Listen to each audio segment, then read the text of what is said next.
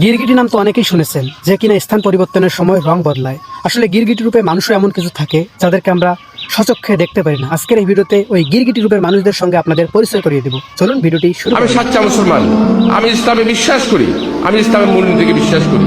আমাকে যদি কি মৌলবাদী বলে তাতে কি আসে যায়? আমাদের বেলায় হলো মৌলবাদী, আজকে আসলে জঙ্গিবাদী, এগুলো কিছুই না। এগুলো শুধুমাত্র ইসলামকে ধ্বংস করার একটা চক্রান্ত মাত্র, এগুলো অন্য কিছুই না। ইসলামী ছাত্র শিবিরের ভাইদের বক্তব্য, আমি দুজনের বক্তব্য শুনেছি।